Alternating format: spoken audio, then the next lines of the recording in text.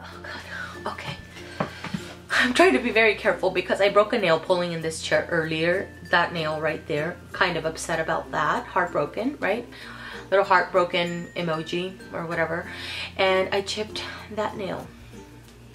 Bummer. This is the introduction to my Pan palette for 2019. I'm very excited. I have been looking forward to this since October of last year. That's when I started thinking about what I was going to do this year. I did already upload my finale, so I will link that up in the cards if you guys are interested in checking it out. In 2018, I went with a Z palette. I made my own palette, so selected my own shadows as well as complexion products. This year, I decided to go with already made palettes. Yes, palettes. There's 2 palettes that are going to be in this Pan palette. I know that sounds really crazy, especially if you know my track record. I go very slowly with products, but I will explain. So I went with an eyeshadow palette and a face palette. So I selected the Lorac palette. It was a toss-up between this one and the Naked palette. I've been playing with the Naked palette since October because I started thinking about what I wanted to put in for this year. Although I've had the Naked palette for a really long time, I'm not very familiar with that palette. I have reached for it once in a while, but it's not a palette that I know very well. And in playing with it in the last few months, here and there, not very much. I have enjoyed the eye looks that I've created with it, but quite frankly, I'm not ready to commit to that many shimmer shadows. That is a palette almost full of shimmer shadows. And I know that I enjoy the Lorac so much more. This is a palette that I'm more familiar with.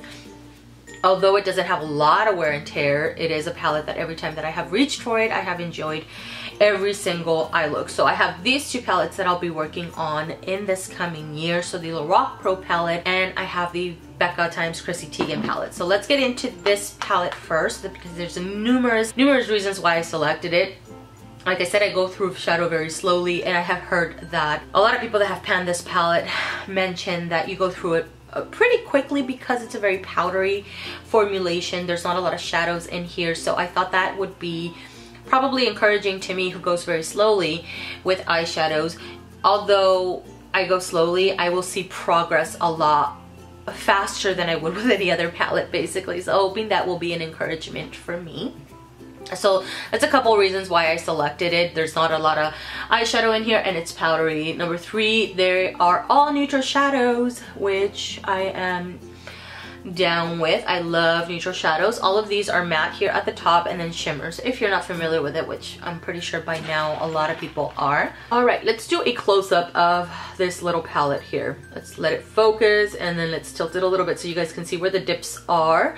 So there are some shadows that I have used in this palette clearly that I have reached for more. This guy right here, I think it's called Cream, Taupe, Pewter, Espresso, and a little bit of the black one right there. Everything else has slightly been touched. So like these here, I have touched them a couple times, but not very much wear and tear. These 2, this bronzy one and then this little champagne looking one or gold looking one. Same thing, very small wear on them. Most of them I have touched except the white one and I would say Slate I've never put on my eyes, so that'll be interesting. But I am looking forward to using Slate because that's more cool tone and I'm kind of interested in that shade for sure. The only one that has a pen showing is Taupe, that guy right there. The goal is to finish this palette completely, including the dark shades. I'm actually looking forward to those for smoky eyes. I'm very excited, and today I have on Garnet. This red one right here, I have that on my eyes along with Espresso, a little bit of deep purple on the lower. I think I mixed in a little bit of champagne nude and light bronze in the inner part of my eye. I was playing around with it a little bit. If for some reason I do end up finishing some out, actually let me talk about that too, because since there's not a lot of shadows in each little pan and they're all very powdery, I'm thinking, okay, if I finish some of these lighter ones out a lot sooner than expected, I want to have something to bring in and to pair it up with. So I have 2 ideas here, or 2 little, there's a trio and then a quint here that I may pull in once in a while to pair it up with this guy. This little trio here from Wet n Wild, this is the one in Sweet as Candy. Because the colors are somewhat similar, at least the little shimmers are. So I thought, okay, if I run out of some of these, then maybe I can pull this guy in. This is not an official Pan That palette, but you know, if I get some wear and tear out of this guy, that'll be a positive for sure. Another one that I thought would be a good combination would be the Marvelous Mauves. These are all mattes. This is from Dose of Colors. I love this formula. It's so good. So good. Also very powdery, kind of like the Lorac shadows, but super pigmented. So I thought these would go pretty well with this palette. If for some reason I end up finishing some of the matte shadows, then I can bring in that palette for that. So we will get there. You know, when we get there, I will talk about them a little bit more. But for now, I just wanted to give you guys an idea where my thought process is. Let's move on to the face palette, which is the Becca x Chrisy Teigen palette. I got this palette in the summer of 2018. I think it had come out sometime has passed before this actually came out. A lot of people were criticizing this palette or just didn't really, I guess people didn't really buy this palette. People were saying that, I guess Becca's known to recycle products and putting in single or some of her highlighters that she has put out before and recycling them and renaming them and stuff like that. But personally for me, I really enjoy it because I don't own full-size products from Becca. I don't have any of her bronzers. I have a little mini blush, and then at some point I had a little mini, it was a little quint with a couple of blushes and then 3 highlights. That's the only thing that I've ever, I think, powder wise that I have owned from Becca. So for me this was a really great deal because I got a blush, a bronzer, and then 2 highlights here. This comes with 15 grams of product. By the way, the goal for this guy here is to finish out the blush, finish out the bronzer, and the bronzer is, it does show up on my skin. It is on my face right now. I actually paired it up with another bronzer that I will be putting in a future project as well. This bronzer here shows up better right now in the winter for me. When I get deeper or a little bit darker in the summer, it does show up but not as much, so I want to take advantage right now and use it up as much as I can. So the goal is for me to finish off this bronzer before summer gets here. That is my first goal for this palette. The overall goal though is to finish the blush, the bronzer, and show some kind of wear and tear on these highlights. These highlights are tinted. They're really pretty. They're really, really pretty. I have them on my face right now.